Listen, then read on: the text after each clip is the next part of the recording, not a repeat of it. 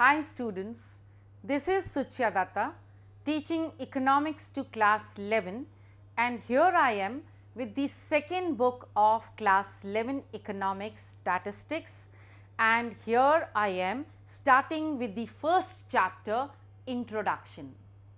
We shall be getting introduced to the various statistical means, tools which we have to study. And what is economics if I ask you? Then economics simply means the study of human beings in the monetary sense.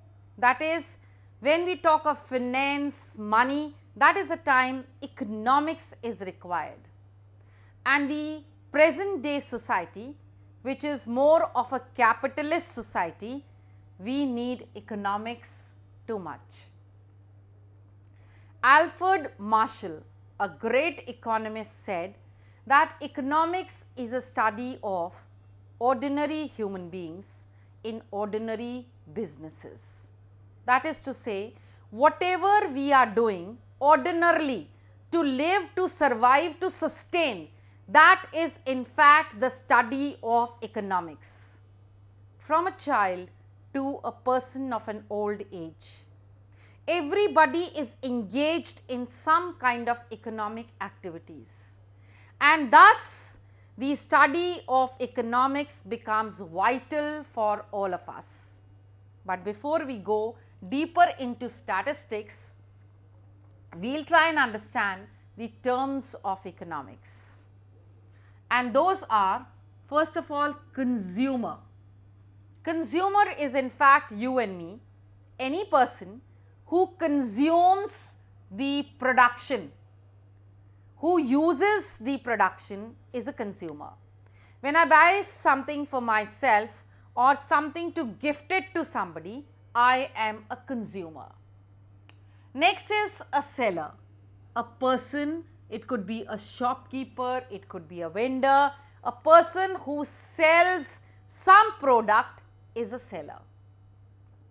And likewise, the person who buys that product from the open market is a buyer.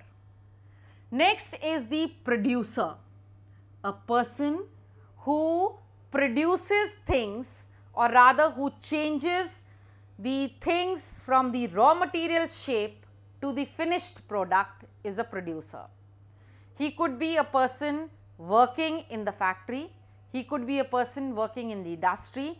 In fact, he is a producer, the one who is shaping the raw material into products which are ready for use. Next is service holder.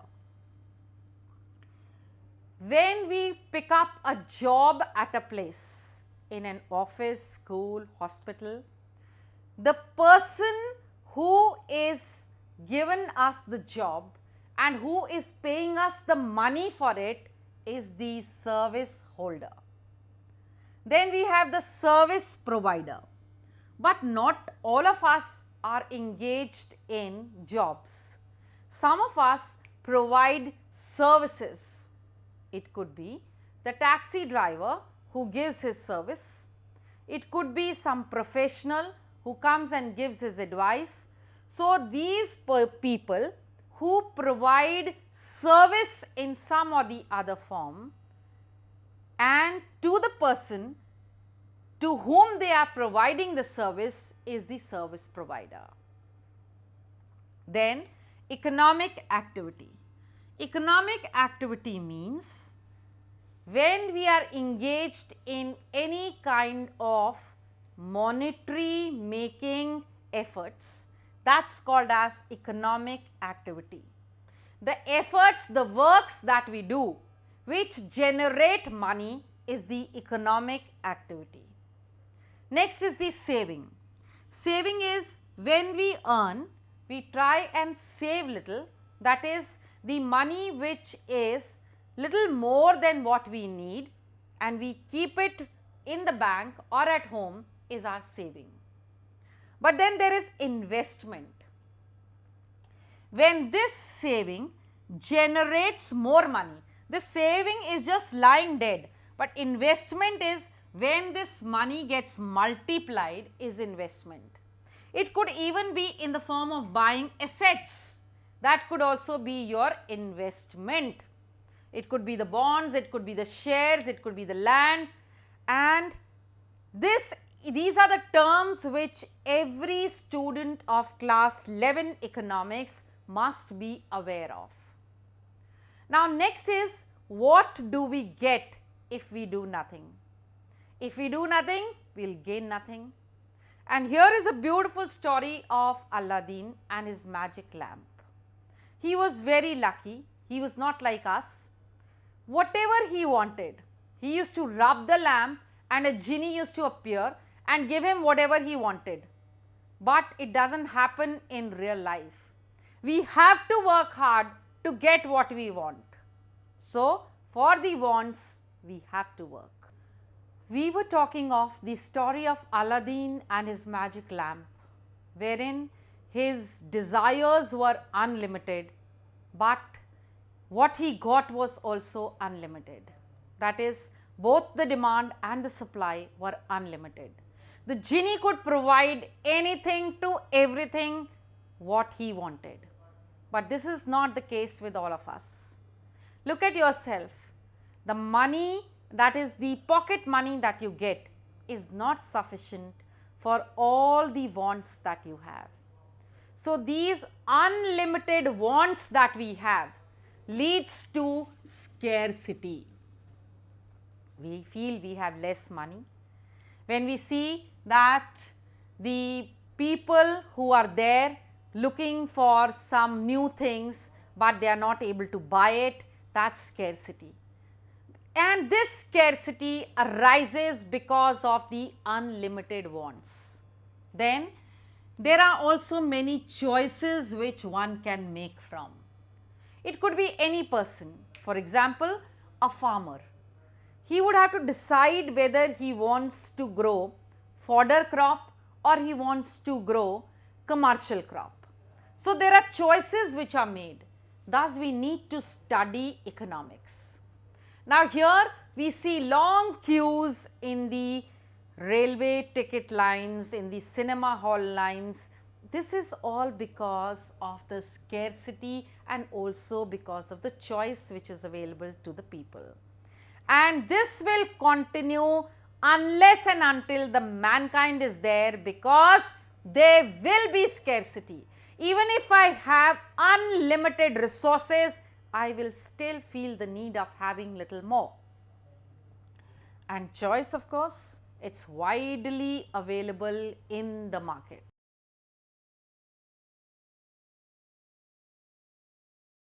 Now, the three factors of the study of economics, or rather on which economics is based, is the consumption, production and distribution. Now when I talk of consumption, consumption is what we consume, what we intake, what we use, that is the consumption. For example, an ordinary person, whatever he is making use of in a layman's term is consumption. Now production is when a person is producing from the raw material to the finished goods. The two agents involved in production could be the owner of the factory and the worker of the factory. Then comes the distribution. In the distribution, in the study of economics, the most important point is the distribution of income. That is, who gets how much and why. The GDP, that is the gross domestic that we have, is not actually meant for one person. For example, if I say that the income, the average income of an Indian is 10,000 rupees, it does not mean that all of us get 10,000 rupees. There will be people who will be getting in lakhs and there will be people getting in hundreds. So the distribution of income is very, very important. And thus, the three factors on which the study of economics is based is consumption, production and distribution. but there are certain social significant factors which cannot be attributed, which cannot be calculated in these three areas. And thus, the study of economics is divided into two, the microeconomics and the macroeconomics. Micro means small and macro means big. In the micro, we include the household, the firms, the factories, whereas in macro, it is the study of poverty, unemployment, health activities and so on. Something which is associated with large number of population, with in fact most of the population of the country, and which is associated with few handful of people, is the study of microeconomics.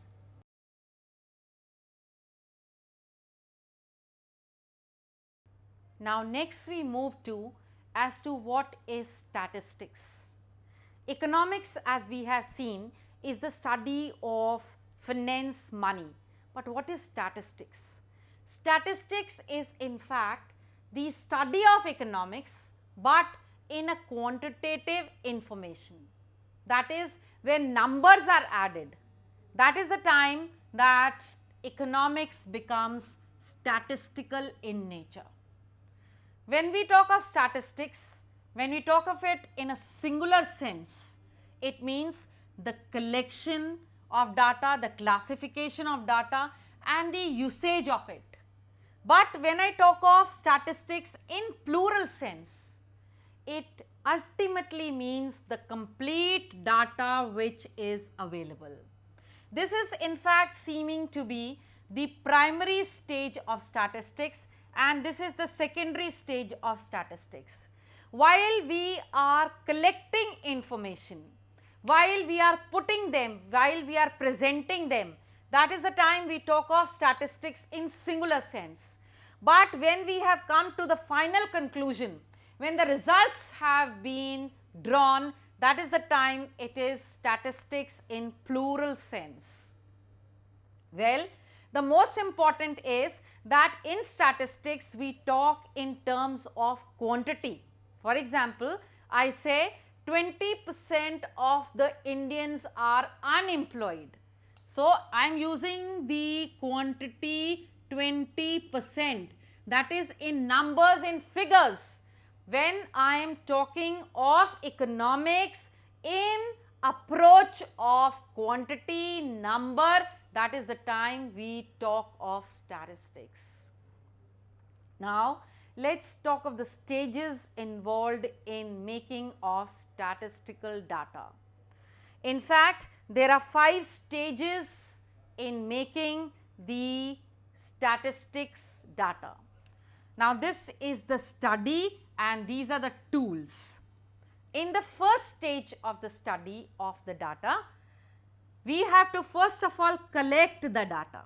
We have to find out what is, how and where and how much.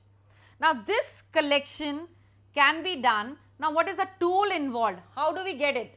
One tool can be by the census process. Next, after I have collected the data, I will have to organize it. I will have to put it in right way. When I am organizing it, how do I do? There are many methods, but one can be the method of tally bars. Okay, I have collected it, I have organized it, that is from the first stage to the second stage. Let me move on to the third stage. I will be putting that organized data into presentation. Okay, when I am presenting that data, I can do it by say the method of graphs. Okay, I have collected, I have organized, I have presented also, but now is left the process of analysis, the process of knowing what it is. When I am analyzing it, I will be analyzing, since it is statistics in quantity. So, I will be doing it in the form of percentage or in the form of averages. Okay.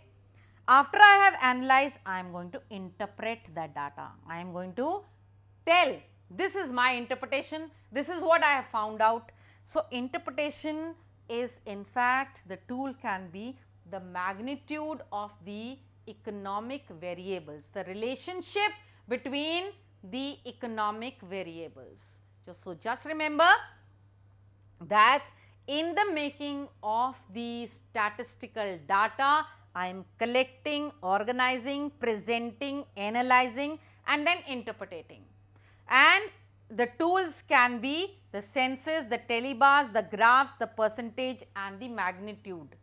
When I talk of the magnitude of the economic variables, this we shall be doing in details later on, but simply here it means what is their interrelationship of the economic variables, that is the things which generate money for the people.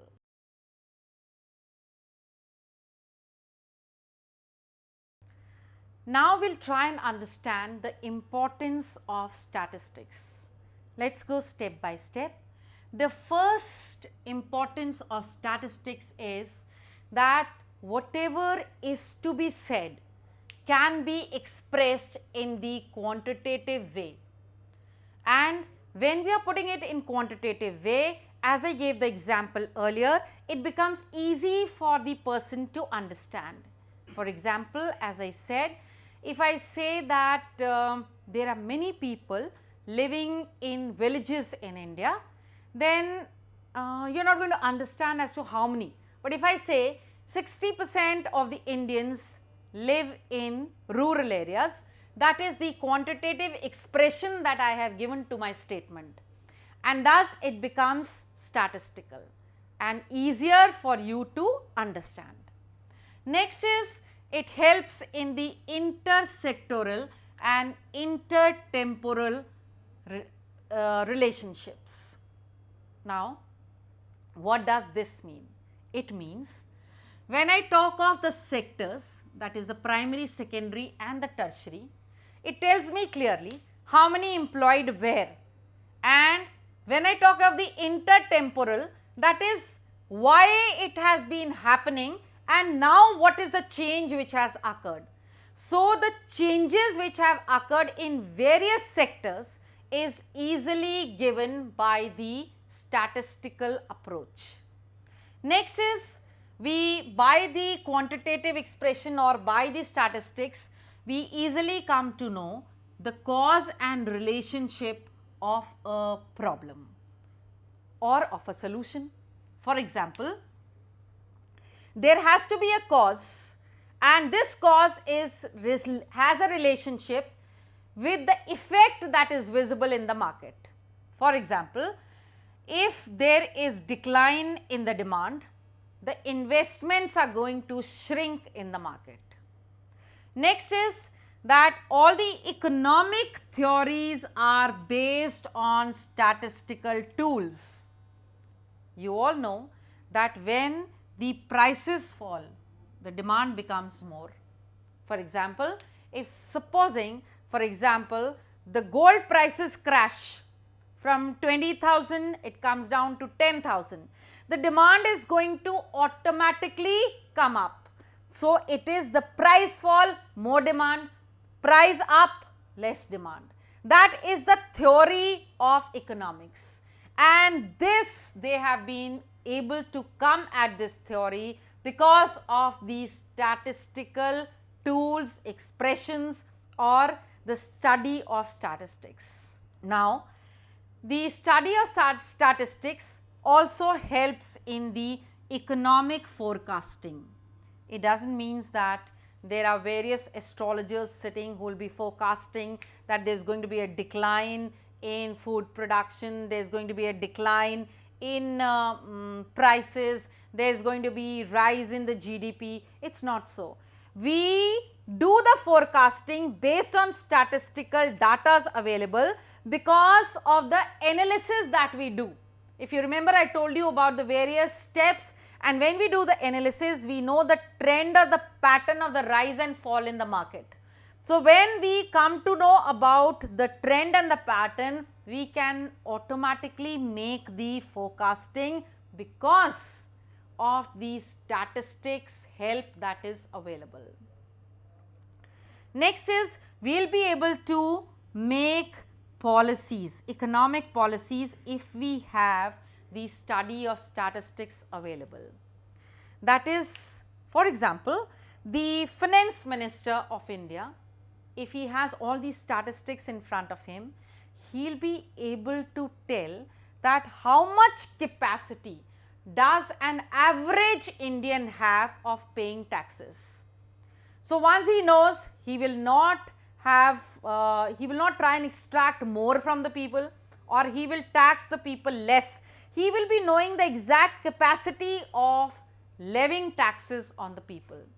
Besides, the statistics will also help him in actually knowing how much revenue is to be generated. What is the need of the government? What is the need of the state? And next is the economic equilibrium. That is to say, this economic equilibrium is a stage when the producer gets the maximum profit and the consumer gets the maximum satisfaction. This is derived, and thus economic equilibrium arises. And this is achieved only by the study of statistics.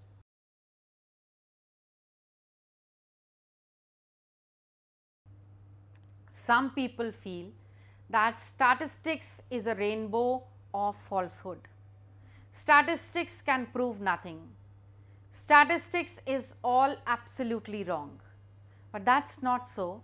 Of course, there are certain limitations of statistical study, and those are, first of all, it presents only numerical facts, and certain other attributes of human beings like honesty, friendship cannot be fixed, cannot be found in numerical datas. They cannot, you cannot weigh them, you cannot put them on figures, and thus it fails here. Next is, it is the study of aggregates. The result of one human being, if we have to find out, we cannot do it through the study of statistics, because what we will get is the study of aggregates. We will collect the data of say 1000 people, and that will be the cumulative result of those people, but we will never know what exactly is of which person. For example, if I say that everybody here in this country earn, as I said, 20,000 rupees a month, that is not true, because that is the aggregate study. Next is, the homogeneity of data is required if we have to get true figures. That is, homogeneous means similar kind of data. We cannot have data of different kinds and then compare it, because that is going to bear no results. Now here what we talk of is that when the results are drawn on the basis of statistical study, they are on an average true, but not always true. And next is that the study of statistics need the study of experts. It cannot be that a layman picks up and starts collecting data, interprets data, presents data, because it is only an expert in that field who will know exactly how to collect, interpret or present the data. And last but not the least, statistics is always prone to misuse. My likes, my dislikes. I can bend the data the way I want to. It could be that I have misused my feelings or my likings when I am collecting the data, interpreting the data, presenting the data. So thus, when it is prone to misuse, it is a bad case. But that is what the study of statistics is all about. Thank you.